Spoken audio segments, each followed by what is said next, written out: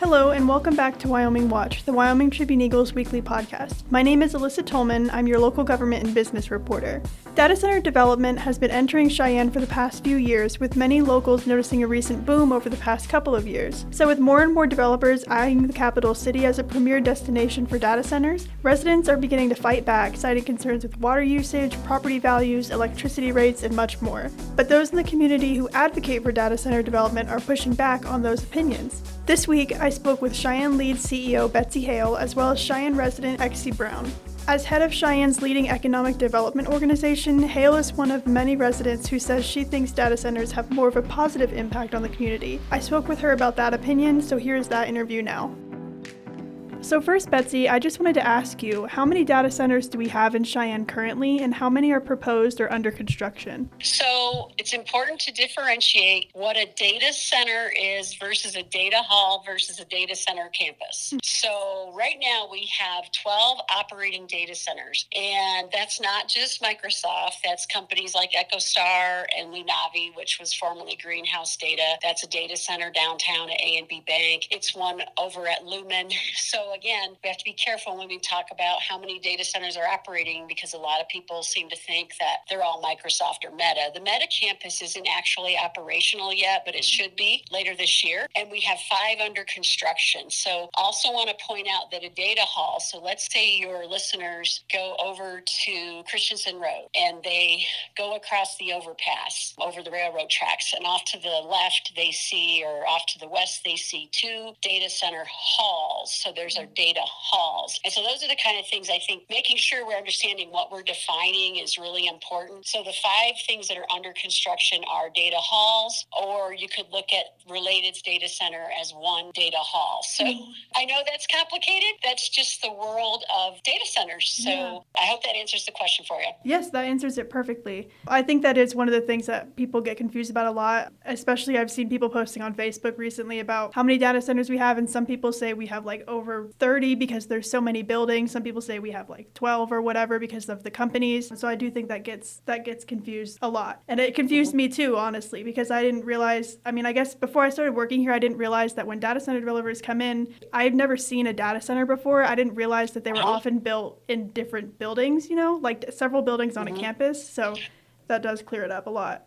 Right. Now, they do also look different for every company, right? So you'll get a company like QAS that builds a headquarters office, Class A office space with their data halls all in one building, right? You'll have Meta, which will build like an enterprise center. It'll look more like an office building. You have Microsoft, who builds more of a data hall model with more modest offices because they're operating a cloud. So I think there's, again, within the data center world and within the data center business model, it's very different across the board. And the related property will look different as well. And if you go over to Lunavi, that looks very different from Microsoft or Meta. And so again, they're apples to apples, but they're really more like a different type of apple.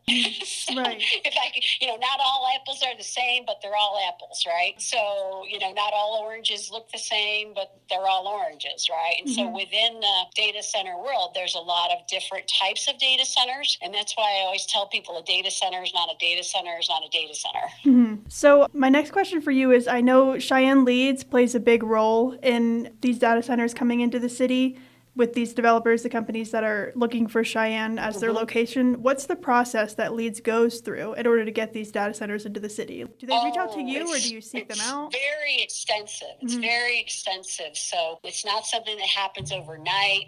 When we started working with Microsoft, and this was prior to me coming to Cheyenne Leads, my predecessor, Randy Bruns, and the Wyoming Business Council and the governor's office at the time worked together for 6 years to bring the first Microsoft data center campus. In my experience working with Meta, which was called Project Cosmo, that originally started out as Project Hawthorne. This project has probably been worked on for 9 years. So, nothing in this sector happens quickly. People have to remember that the hyperscalers, and not all data centers are hyperscalers. You hear them referred to as the Magnificent Seven sometimes. The Microsofts, the Metas, the Googles, the Amazons, the NVIDIAs, the Related Digital, which is building the data centers for CoreWeave. They're very different than data centers that are maybe built by people that build the buildings of the data centers and then sell the space. And so we work with the larger companies. And if you look at those larger companies, if you go onto the county GIS, those companies actually own the land, they own the buildings, and they're doing business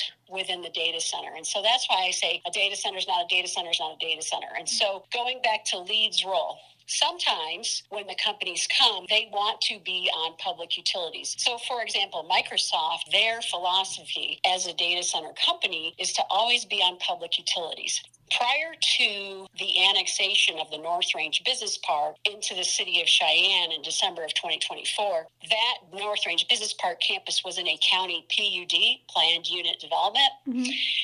They received what's called out-of-city service agreements. In other words, Walmart, NCAR, the National Center for Atmospheric Research, and Microsoft were able to buy city water and sewer. That park is served by city water and sewer prior to it being annexed. And that was probably 14 years before it was annexed into the city. The city no longer does out-of-city sewer agreements. So now anytime a company wants to go on to water and sewer, they have to annex into the city. So that's one of the things in the landscape today that has changed, is with the city no longer providing water and sewer into county projects, the annexation has to occur. Mm-hmm. Now, one of the things that's good about that is because you can monitor the water use and you can monitor the sewer use, and you can actually test the water that's coming back as sewer to the system, right? So Board of Public Utilities is able to look at water quality going out, water quality, water amounts. They can also look at the quality of the sewage coming back, and they can test it to make sure it doesn't negatively impact the system. So there's a huge benefit for these projects to go into the city. And again, that's a policy change that the city made. So when we first put Microsoft in that business park, it was in the county, and they received an out-of-city service agreement. The philosophy of the city now is to no longer do that. Mm-hmm. That's why the annexations are required. So there's a benefit there. So LEEDS helps that happen. The other thing that we do is we help the city negotiate what we call development agreements. They're now being called community benefit agreements. And so we'll sit down, much like we did with Meta, and we'll work with the mayor and Meta, and we'll talk about what roads need to be built. And we'll make sure that Meta pays for them. We'll talk about what sewer and water extensions need to happen, and we'll make sure that Meta pays for them. Or the data center, right? It's not just about Meta. This would be something we do with all the data center companies, including if the Cox property is successfully annexed into the city and they get their zoning to become part of the business park. We would help them navigate that development agreement. And then what we do is we actually ensure that those companies live up to those agreements, because LEEDS actually manages the construction of the offsite improvements. So our organization will actually manage the construction of the road, the construction of the sewer and the water. And that way there's an entity in the community that can ensure the city that those improvements are made and paid for by those companies. In addition to that, when they move into a business park, our business parks have conditions, covenants, and restrictions. So we have architectural design standards. We enforce the city's uniform development code, which means we make sure sound levels aren't out of compliance. We also make sure landscaping requirements are met. We maintain the common areas. We maintain trash, things like that. So it's no different than like an HOA. It's a commercial owners association. And we have staff every week in those business parks making sure those businesses are living up to their commitments. The other thing I want to ensure your listeners is we don't own the land that those data centers are on. At one time, in our business parks, and remember, Cheyenne LEEDS started the Cheyenne Business Parkway Business Park, and then we started the North Range Business Park. The Bison Business Park is owned by a private family, and the High Plains Business Park is now owned partly by Meta, Goat Systems, and another property owner. So we aren't owners of all the business parks that data centers are in, but we are the managers of the business parks. So want to give some clarity there. So other than all of these things that you just listed, why is Cheyenne so popular with data center developers? I wrote an article about this months ago. I can't remember off the top of my head. Something about they're all kind of along I-80 for some reason. No, they're actually along I-25 because we have a strong fiber backbone. So the fiber coming up along the I-25 corridor, there's 5 main trunk lines of fiber that come up I-25.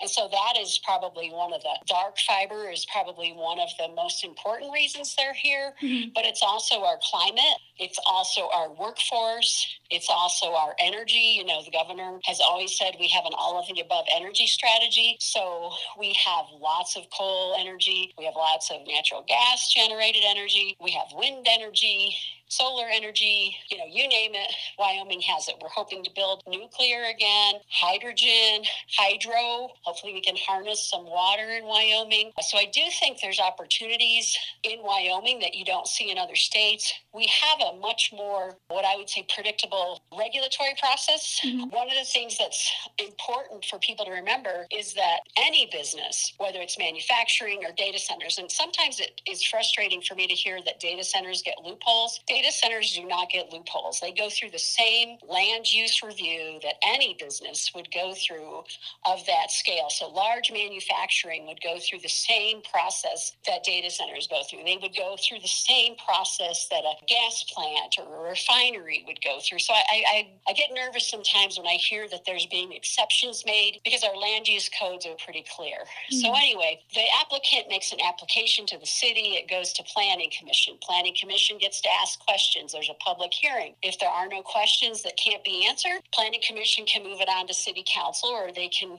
ask for it to come back. It goes to City Council for the first public hearing. Questions get answered. The hearing is open. You've seen that process coming out here in the city. It goes on to the Public Service Committee. Again, another public hearing. Questions get made. All along the way, things can be written down by the council members that should go into a development agreement. If there's issues that need to be mitigated, if there's things that the neighborhood or the neighbors, because not most of our data centers aren't adjacent to residential neighborhoods, with the exception of the Microsoft project that is over south of I-80 mm-hmm. along HR Ranch Road, so by the Black Hills Energy Plant. So that's an opportunity for the community to say, hey, we'd like this road paved. And that's exactly what Microsoft did. We had a community meeting that was made.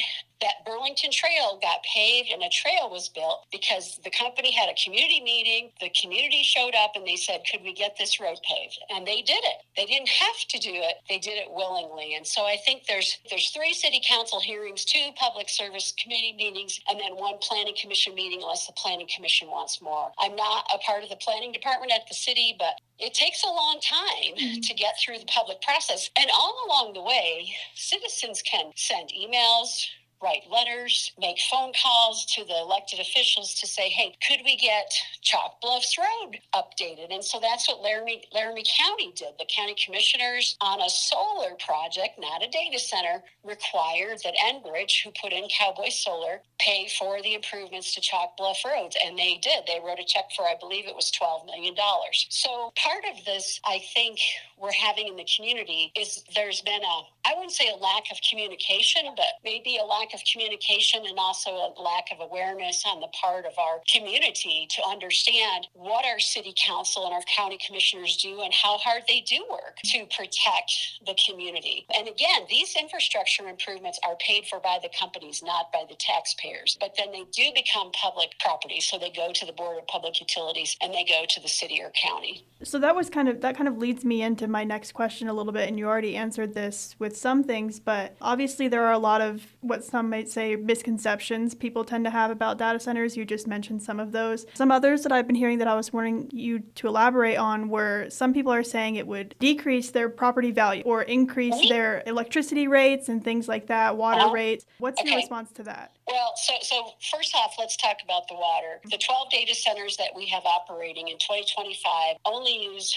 1.9% of all the water that the Board of Public Utilities sold in the city of Cheyenne last year. They actually only used less than 1% of all the water that's available in the city of Cheyenne through the Board of Public Utilities. If you need to know what 1.9% is, it's less than 1/2 of what one agricultural center pivot uses in 1 year on a field of alfalfa. So if you know those pivots that go around and make the circles that you see when you're in an airplane, yes,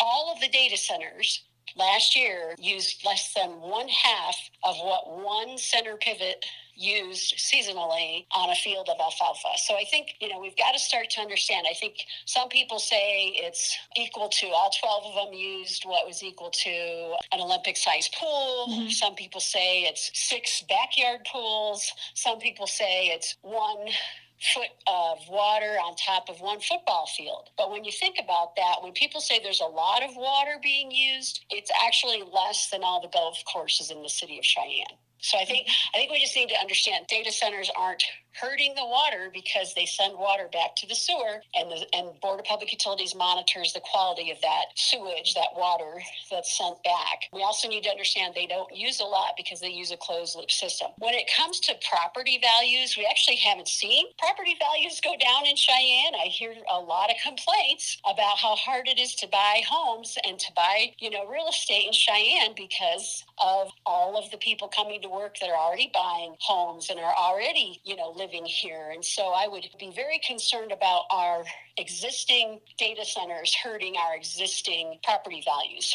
If there is a concern that a data center or any use, manufacturing, power generation, whatever it would be, is going to affect your power, that's why these citizens are coming out and saying this could hurt. But they really need to take the time to sit down with the potential data center company and say, hey, we're concerned about our property values, we're concerned about our quality of life, we're concerned about, where we can go for walks in open space, we're concerned about noise, we're concerned about light. They need to have those conversations with the operator, not necessarily the city council. And remember, the city council was just trying to do an annexation and a zoning. They weren't approving a site plan, they weren't approving a building plan or a building permit, which is approved by the building officials. So there's a lot of opportunities along the way. And in fact, if a company hasn't completed all their improvements, such as building a water line or building a water tower, the city won't issue a building permit. So I think there's times throughout the process that there are checks and balances, and we need to really explain that to people. So as far as property values going down, we haven't seen that. We've actually seen the opposite. So I would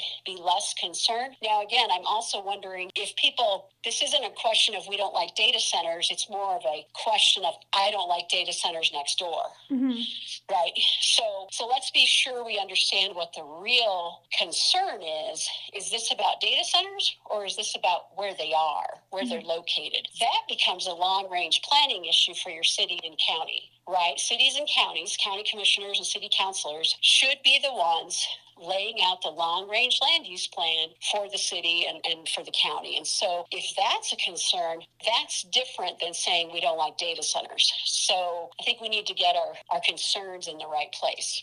So did I answer that for you? Utility rates. So one of the things that I think is also important for your listeners to know is that in Wyoming, we have a utility franchise system. So we don't have a deregulated utility. The Public Service Commission, or maybe it's called the Public Utilities Commission, I'm sorry, I get them all confused, actually says there's franchises. And so in the city of Cheyenne Light, Fuel, and Power was a municipal power company that got bought out by a publicly traded company and is now called Black Hills Energy. So Cheyenne Light, Fuel, and Power still exists, but we all know it as Black Hills Energy. So our data centers are all in the Black Hills Energy franchise system. In 2015, Black Hills Energy worked with the Public Utilities Commission, and they approved what is known as a large load tariff. In other words, it's a predictable rate for the company, data center, manufacturer, anybody with a large load, but it also requires that company to build the generation, build the transmission, build the other infrastructure that they might need even on their own site, and pay for it, and then give it to Black Hills Energy. So part of what we aren't paying for, and that the existing ratepayers that do live in the Black Hills franchise, which is the city of Cheyenne, your rates aren't going up as much as you may think they are. They're in some cases coming down because the data centers are, one, paying more for power, and two, paying for the infrastructure, but they're also paying for other maintenance and upgrades on our existing system as part of that tariff agreement. So have to be careful when we say our utility rates are going up. And so, and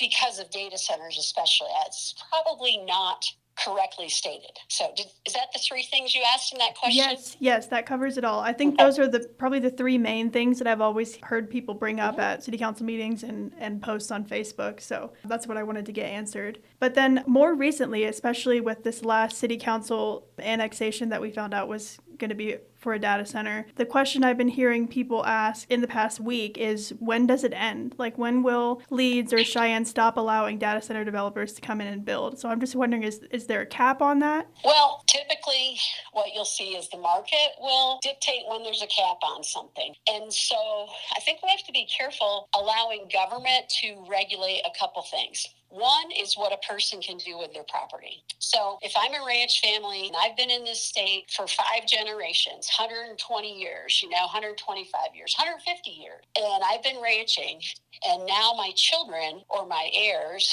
aren't interested in ranching, they're not interested in agriculture, and they want to sell their property to anyone, they should be able to sell that to anyone. The buyer of that property has what we know in Wyoming is property rights, and property rights in Wyoming are really important because we value the right to do what we want with our property. And so we should have the ability to do that. What we have in Cheyenne and Laramie County are land use regulations. Land use regulations exist to protect the community, but they also exist so that the landowner knows what are allowed uses of their property, and do they have uses by right. So again, I'm not a planner, I don't work in development services, but one of the things that people do when they buy property is they find out, what can we annex into a new jurisdiction, what can we change our zoning to.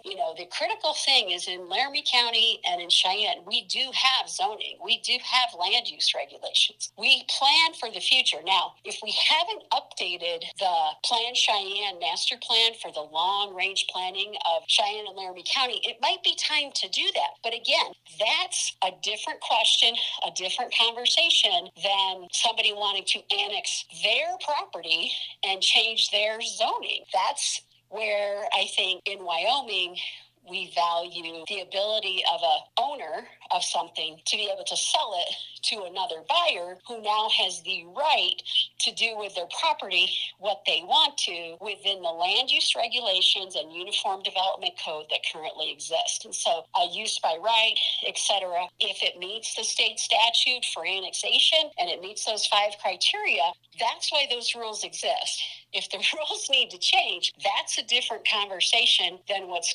currently being discussed at City Council. And so I think we just have to have, everybody maybe calm down a little bit, understand what the process is, understand where the sticky point might be, and not just point blame at a project or a type of business. You really need to get down to and I heard Mr. Galiotos ask that several times, Plan Cheyenne, 2014, Plan Cheyenne, why haven't we updated Plan Cheyenne? He wasn't necessarily saying he wasn't a fan of data centers because he owns a data center. He owns Lunabi. He was saying we need to update the master plan. So his argument isn't, I don't like data centers. His argument is, I don't think this is a good use of this property near this county subdivision. So the other piece of that, and I think it's important for your listeners to think about, is currently any owner of that property could go to the county and request a county subdivision permit and build 250 homes there.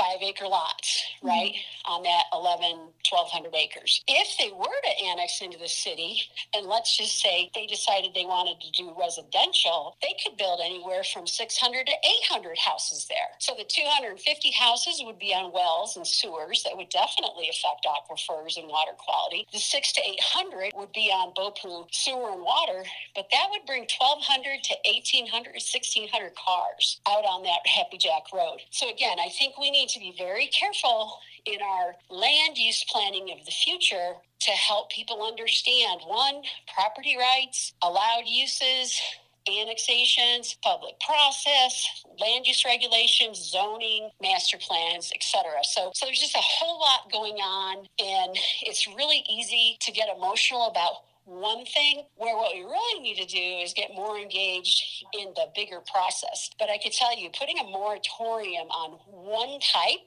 of business development is probably not where I would recommend our community go, just because then you're opening it up to other uses like residential. And so do they want a county subdivision out there? Because that could happen. Do they want a residential city subdivision? Because that could happen. And so, we have to remember, in Wyoming, people have property rights. Okay, well, thank you so much for taking the time to have this conversation with me and explain all of this stuff. I really appreciate it. Thank you so much. Yes, have a good day. You too. So while there is support for data center development in Cheyenne, many locals maintain their opposition. Exie Brown, Cheyenne resident, spoke with me about why he and many others are against data center development. Here's that interview. So obviously, Exie, there's been a lot of conversation recently regarding data center development in Cheyenne. It's been going on for a few years, but I think it's recently just become more popular within the past year, maybe a few months. And you've been someone who's been very vocal about this at city council meetings and other local government meetings. So I was wondering first, what are your biggest concerns about having data centers in Cheyenne? Well, first and foremost, I support bringing jobs and investment to Wyoming, but the issue is we can't hand over, Cheyenne's future to big tech without asking the hard questions. Mm-hmm. And there seems to be a lack of transparency, especially with this latest one, with the annexation of the Cox Ranch and the plan for a data center to go there, to the point to where the mayor and other city officials haven't been transparent when you have city council members who sit on the Public Services Committee, some of them that didn't even know that this was happening until that meeting. There's a huge transparency issue when it comes to what's being, how these data centers are being handled. Some of the other big concerns, really not only my concern, but also with a lot of the residents, is the water consumption. We don't have a lot of water to waste. And while they talk about having closed loop systems, they claim to have low water usage. These facilities, they consume millions of gallons of water annually for cooling, especially when it comes to peak heat. And when we draw most of our water from an already stressed Colorado River system, it's very concerning. I know some other concerns that people have just voiced at meetings or on Facebook in community groups are things like property value decreasing in the areas, people who live near data centers, electricity rates going up. How do you feel about those things? Oh, absolutely. And those are definite concerns. I mean, the energy, the energy that they are using, these projects, they use more electricity than every home in Wyoming combined. And they promise to pay for upgrades through different tariffs. But history has shown that when the demand explodes this fast, that residential rates, they do rise and the grid gets strained. I've been hearing a lot about the noise pollution, light pollution, the air quality. And especially to people that live close by. And this new one that they're looking to put in out there on that Cox Ranch is right there next to rolling hills. And so I definitely see their concerns. And it's something we have to take a look at. And that's why we need to kind of really slow down. These projects are rolling so fast that it's outpacing the planning. They really can't keep up with the planning on these. And to do a really, really good comprehensive study, the socioeconomic studies, the environmental studies, because they don't have to go through the Industrial Site Planning Council. And so there's a lot of steps that get missed or things that get exempted because they don't have to go through that process. And so there's a lot of concern with that. So obviously, we live here, so we see the boom is really happening here, but data centers are popping up all over the United States, everywhere. People are fighting them in other communities and posting about them even here in Cheyenne about things that are happening in other communities. So have you seen or experienced anything in other communities that has shaped how you feel about data centers here? Well, I will tell you, there's definitely a major pushback nationwide. Mm-hmm. You can see what happened out in Virginia, where just communities are just being overwhelmed by data centers. I mean, and to a point to where cities can't grow beyond them. And it's been a very big consternation with a lot of people. You look at Missouri, there was a small town there that the people adamantly spoke against a data center going in there, and the city council unanimously approved it. Well, every single city councilman or council member that was up for re-election were all ousted. Yeah, I saw that. Yeah, so, I mean, there's major pushback around the country, and it is over concerns of we're given free reign access to our grid, the electricity use. People are seeing rising costs in their utility bills and their energy bills because of data centers, and I don't think these data centers have been very forthcoming. They give the pitch. They give their pitch to the public and talk about how they're not going to impact communities, but what we're finding out through various reports and different studies that they are impacting communities. And, like I said, Virginia is a good example, and they're taking over areas, and we don't want Cheyenne to turn into that. I'm all about growth, but we got to be smart about it, and we got to be transparent about the growth, because we don't want to grow so fast that our city officials who are they're already overwhelmed and trying to make sure that the community, that they are doing their jobs and to be able to check the boxes and to catch all the impacts, whether it's power or water or quality of life. They're just overwhelmed. And if we grow too fast, they're not going to be able to keep up. And I think one of the other concerns too, and especially as you're looking nationwide, is what happens when AI and technology advance so fast that these large data centers are no longer needed. What happens then? What do we do with those buildings when they're no longer needed? So that's another huge concern. Mm-hmm. So last Monday at the city council meeting, there was a man who came forward during public comment. I can't remember his name, but he said something that I found sort of interesting, and I wanted to get your perspective on it. He was talking about data center development in China and how they're kind of moving faster than the United States and how the United States needs to catch up. I suppose he was in favor of data center development. I was wondering what your perspective on that idea is. Well, look, on the national stage, we're always competing with other nations, such as China, especially when it comes to technology development. You look at how we've always competed with the likes of China and Russia, especially Russia in the space programs. And we do have to keep up. We do have to advance our technologies, but we have to do it in a smart manner. It has to be well planned and well strategized, because the important part is how it impacts our community. We got to be very cognizant how it impacts our community and how it impacts our citizens. And is the AI boom and everything that's going on with data centers, is that more important than making sure that this is right for our residents, and it's more important than the impact that it's going to have on our residents? I mean, I think there's that balance that you have to strike.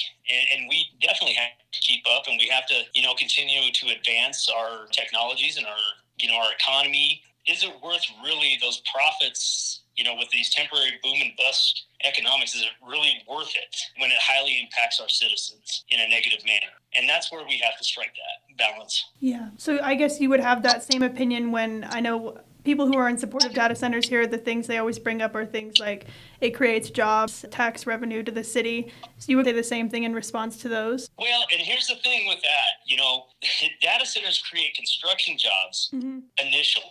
Right. But once they're built, they only have people around. And it's usually roughly at the most between a couple hundred people in very highly specialized roles. Mm-hmm. But after the construction done, that's really it. And so, the question has to be asked, are we trading our land, water, and sky for, again, that temporary boom and bust economics, while the real profits leave the state? Because if you notice, these data centers, they receive very hefty tax incentives. Millions in tax dollars are foregone on their equipment. Once they purchase a certain amount, then they don't have to pay that sales tax on further equipment. And I think that's a problem. They need to be taxed. And they should not, billion-dollar companies like that, like these data centers, should not be tax exempt. And we're leaving, there's a lot of money being left on the table by doing that. And you look at it from another perspective, our city government especially, and the mayor, they're bending over backwards to cut red tape and to cut the bureaucracy and streamline and help them along and give them all these tax incentives. While our small businesses here, not only in Cheyenne, but in Wyoming, they have to go through an enormous amount of bureaucratic red tape. The rules throughout the process are constantly changing on them. They are stuck with the tax burden, their corporate tax burden or their commercial tax burden.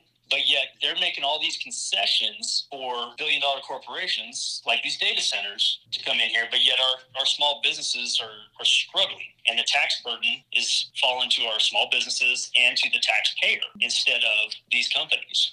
And so that's where I have an issue with that. And again, we need to make sure that's why we got to slow this thing down, because we got to put something in place to make sure that we have agreements where they're hiring local, not out of state. Because a lot of these are bringing out-of-state people for these jobs. And we need to take care of Wyoming, take care of our Cheyenne residents, and take care of our citizens, provide, having jobs available. And so there's a lot of issue with that. Yeah. So other than what you just mentioned is having a plan in place for data centers to hire locally and everything else, if more data centers were to move ahead in Cheyenne and Laramie County, which they are, what other changes or protections would you want to see in place before that happens, other than obviously the one you just mentioned? Well, I think first and foremost, we need to do a temporary moratorium on any new data center approvals.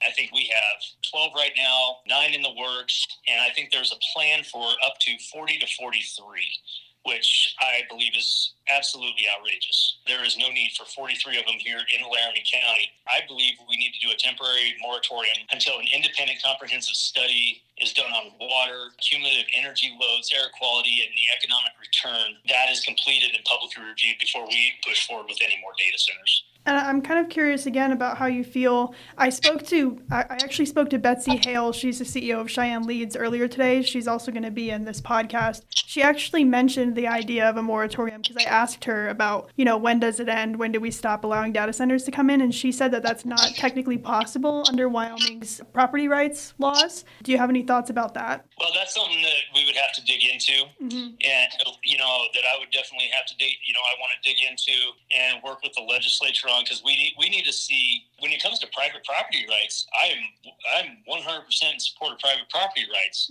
Where the line gets drawn is how it affects your neighbors. If you're doing something on your property that negatively impacts the property values, their quality of life through noise, light, et cetera, we need to look at those. I think we really need to dive into those statutes and really see what changes that we can make, because again, we can't have it impacting negatively on our residents and on our citizens. So other than the thought that electricity rates may go up, water rates may go up, what are some of the more, I'm looking for like non-financial effects that it could have on people? Because I think the things that people mostly talk about are the financial things, the tax rates, electricity rates, water usage, things like that. What are some other things that you believe or that you've heard that you think affect people? Well, really, it's quality of life. When they are, you talk about noise pollution, the light pollution, and even though they say that they put, you can put things in place that say, the noise can't go beyond the boundary. I think somebody mentioned that at the meeting the other night. Noise can't go beyond the boundary. Light can't go beyond that boundary. But we know that ain't true, because it happens. It still happens. And they can put so many different things in place, but who's holding them accountable to that? And we talk about, and how are we need to be protecting our legacy industries, coal, oil, and natural gas. How does this impact those industries and our agricultural land? Right now, it was even mentioned the other night that this was a ranch that's been around for 120 years, and the foundation, the money for the foundation goes to promoting agriculture and farming and ranching.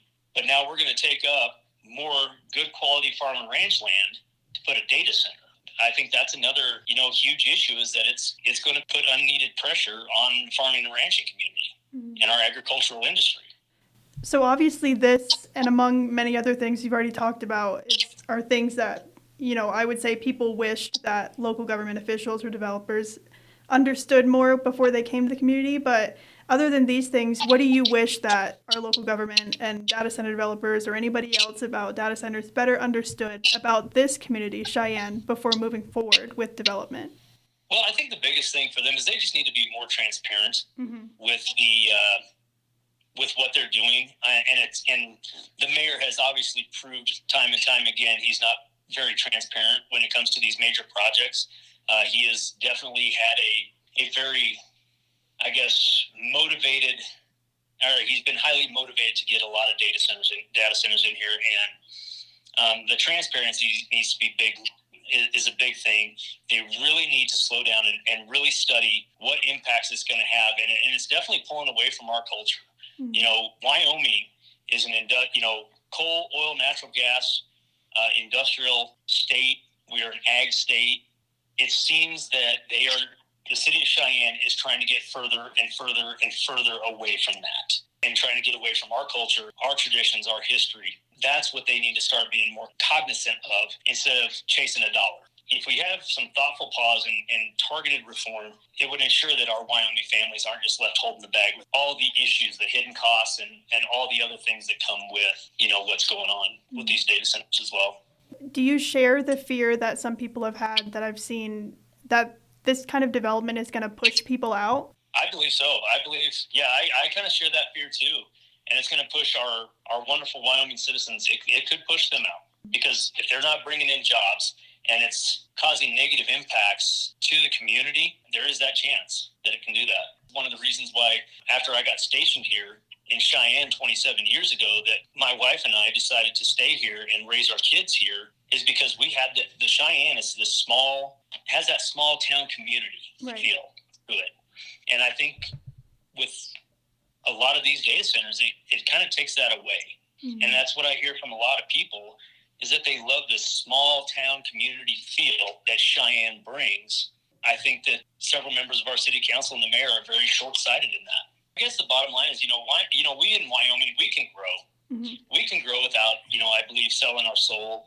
I'm for responsible development with respects to our values, limited government, again, talking about property rights, but putting Wyoming families first, slow down, study the impact, make sure the next data centers actually benefit people who live here and not just the ones that are profiting from it. Awesome. Well, thank you so much for taking the time to have this discussion with me. I think that I'm good with that. So thank you so much, and I hope you have a great day. Yeah, thank you, Alyssa. Appreciate it so much. This was great. I enjoyed this. Yeah, well, I'm glad. Thank you. Now here's Taylor Staples, our arts and entertainment reporter, here to give us a roundup of some of the upcoming events in the area this week. Today, Friday, May 1st, the Event Center at Archer is hosting the Great Western Alpaca Show from roughly 8 a.m. to 5 p.m. The show can be seen through May 3rd as well. There's also an art and authors meet and mingle, sip, savor, and shop event from 5 to 9 p.m. at the Red Lion Inn. On Saturday, May 2nd, there's a farmers market from 9 a.m. to 1 p.m. at the Cheyenne Depot Museum, a Wyoming State Museum Family Days event about Wyoming water from 10 a.m. to 2 p.m., and a session for the Cheyenne Botanic Gardens Vegetable Garden Series from 10 to 11:30 a.m. Then there's also Chispa's No Drinko Cinco de Mayo event from 2 to 4 p.m. at Romero Park, as well as Cinco de Mayo celebration at the Frontier Mall from 10 a.m. to 4 p.m. The morning and early afternoon also offer a Let's Lego event from 10:30 to 11:30 a.m. at the Cheyenne Botanic Gardens Children's Village, a Birding 101 event from 10:30 a.m. to noon at the Laramie County Library in the Sunflower Room, and a writing workshop with Andrew Krivak, author of The Bear, called The Nuts and Bolts of Writing Stories from 2 to 4 p.m., also in the Sunflower Room. Later, the Cheyenne All-City Children's Chorus has their concert celebration at 4 p.m. at the Cheyenne Civic Center, and the library has an event called An Evening with Andrew Krivak from 6 to 9 p.m. in the Cottonwood Room. Finally, there's a Light Beyond Shadow concert at 7 p.m. at the Laramie County Community College in the Surbrook Prentice Auditorium. On Sunday, May 3rd, the LCCC Chamber Orchestra and Wind Ensemble have a concert called And the Winner Is at 3 p.m. in LCCC's Surbrook Prentice Auditorium. On Tuesday, May 5th, there's a block and ink and press relief lino printing workshop from 5:30 to 7 p.m. at the Cheyenne Creativity Center. On Wednesday, May 6th, the Pine Bluffs Library Branch has a showing of Hidden Figures for their Celebrating 250 America in the Movies event series from 1:30 to 3:30 p.m. Then there's a chair yoga and poetry event from 2:30 to 3:20 p.m. at the Laramie County Library in the Cottonwood Room, as well as a Stitch Fix drop-in event from 5:30 to 7:30 p.m. in the library's Sunflower Room. Lastly, there's a Spring Jazz Showcase at 7 p.m. in LCCC's Serbrook Prentice Auditorium. And finally, on Thursday, May 7th, it's the Cheyenne Day of Giving youth event from 3:30 to 6:30 p.m. at the Kiwanis Community House, as well as Thankful Thursdays, highlighting the Cheyenne Shrine Club, with doors opening at 4 p.m. at the Lincoln Way Event Hall. Also, there's a Deming Elementary celebration from 5:30 to 7 p.m. And finally, there's a Discover and Discuss session on Aloha Rodeo from 5:30 to 7:30 p.m. at the Cheyenne Frontier Days Old West Museum. For the full list of events, go to wyomingnews.com/calendar. And now, here are our top headlines this week. First, suspect Adrian Magos is in police custody following a shooting that occurred early Thursday morning. Officers responded to reports of a shooting near the 100th block of East 3rd Avenue, near Central Avenue, according to a release posted at 5:35 a.m. Thursday. As a result of the shooting, one adult male was injured and taken to Cheyenne Regional Medical Center, and Magos, who is 27, was identified as a suspect. Next, Wyoming Downs and 307 Horse Racing announced Wednesday that the company will be investing $180 million into several projects, including new gambling facilities in both Laramie and Uintah counties. The two new facilities are expected to create approximately 300 long-term jobs and bring in millions of dollars in additional out-of-state revenue annually for Wyoming, according to Wyoming Downs and 307 Racing President Kyle Ridgway. And lastly, faith, family, love for the community, and a passion for business are just some of the values Stewart Music considered when making the decision to franchise Wyoming's very first Christian Brothers Automotive in Cheyenne. The new business opens Monday at 3906 East Pershing Boulevard. Thank you again for listening to Wyoming Watch. Tune in next week for more local news.